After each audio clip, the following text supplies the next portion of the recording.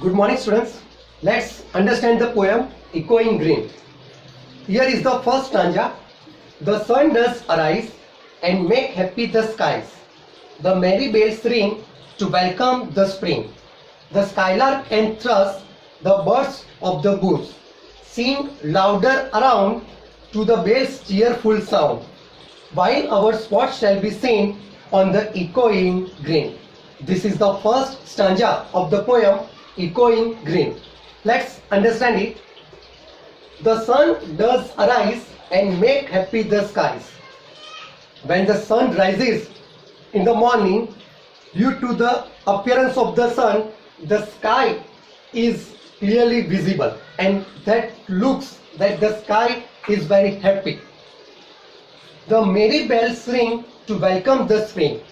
As the day begins, as the sun rises, the church bells, they start making sound, and the sound of the bell, it shows or it suggests that it welcomes the spring season. Here we come to know that in the present stanza the poet has mentioned the spring season.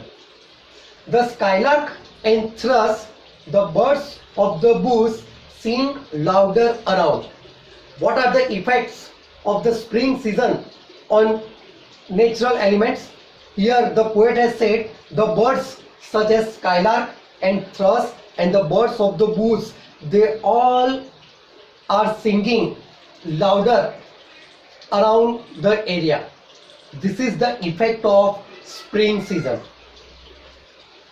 To the bells' cheerful sound, while our spots shall be seen on the echoing green. During this time, the sound of the bells they are heard, and the children, they were playing on the echoing green. They were playing on the ground. They were playing in the garden, and they were making the sound. As the children were playing, so they were making sound. So in the first stanza we can see that the sound of the bells, the sound made by the birds, and also the sound made by the children. This is about the first stanza. Let's understand the second stanza of the poem Echoing Green. Old John with white hair does laugh away care, sitting under the oak among the old folk. They laugh at our play, and soon they all say, such were the joys when we all, girls and boys, in our youth time were seen on the echoing green. This is the second stanza of the poem Echoing Green. Let's understand it. Old John with white hair does laugh away care, sitting under the oak among the old folk. In the very first stanza, and in the last two lines we have seen on echoing green, the children, they used to play on echoing ground, on echoing green. The children, they were playing in the garden, and the play of children, it was observed by old John. This old John, he was with white hair. As John, he was an old person, so his hair turned white. He was laughing while watching the children at play. Old John, he was sitting under a tree, under oak tree, but he was not sitting alone. He was sitting with the old folk. It means he was sitting with his friend under an oak tree. They laugh at our play, and soon they all say, all these old people along with John, they were laughing at children's play, and then they all together say, what they have said? Such were the joys when we all, girls and boys, in our youth time were seen on the echoing green. While observing the children playing at echoing green, the old people along with John, they were laughing, and they remembered their childhood when they were girls and boys. They used to play on the echoing green. So in the second stanza, by giving the example of old John and his friends, the poet has said that old John, and his friends who were sitting under an oak tree, they were remembering their childhood when they were boys and girls and when they used to play on the echoing green. This is about the second stanza of the poem, Echoing Green. Now let's understand the third stanza of the poem, the Echoing Green. Till the little ones vary, no more can be merry. The sun does descend, and our sports have an end. Round the laps of their mothers, many sisters and brothers, like birds in their nest, are ready for rest, and sport no more seen on the darkening green. This is the third and the last stanza of the poem, Echoing Green. Let's understand it. Till the little ones vary, no more can be merry. Here we can see, till the little ones. Here the word the little ones, it is used for the children who were playing on the echoing green. The little ones, it stands for the children who were playing on the echoing green, on the echoing ground or in the garden.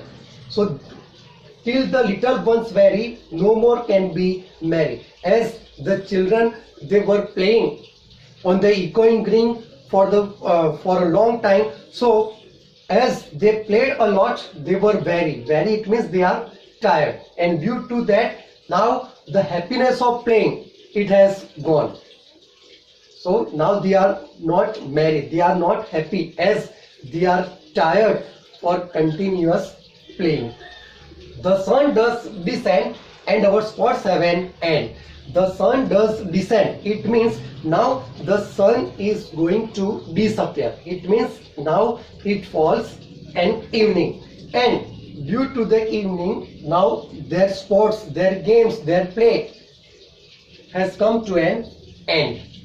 Round the laps of their mothers, many sisters and brothers, like birds in their nest, are ready for rest. As the children, they were playing continuously in the echoing garden. So now they are tired, and as it is the evening time, so to take rest, the children, they went home.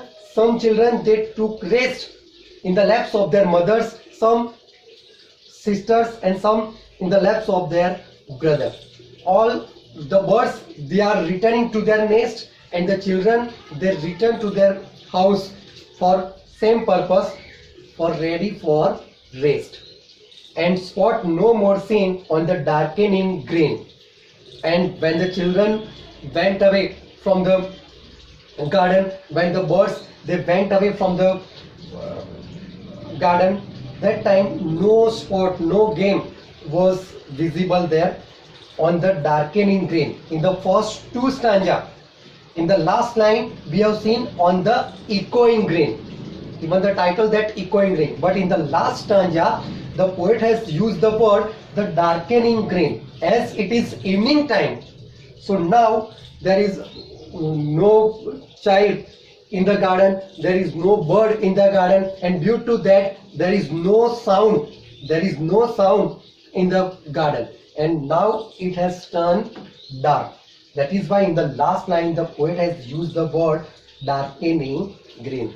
This is about the explanation of the third stanza of the poem, Echoing Green. I repeat that Echoing Green, that poem, it is written by William Black. It was taken from the collection Songs of Innocence. It was published in 1789. There are three stanzas in the poem. In the first stanza, the poet has said that the poet has mentioned the spring season. The effects of spring seasons are mentioned in the first stanza, that the children, they started playing in the echoing ground, echoing green. The various birds like skylark, thrush, they used to sing louder. In the second stanza, we have talked about that old John and his flock.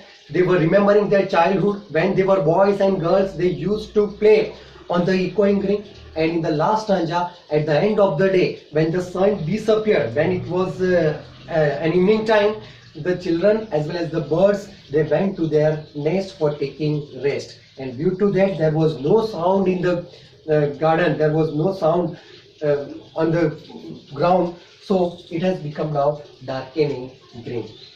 Thank you.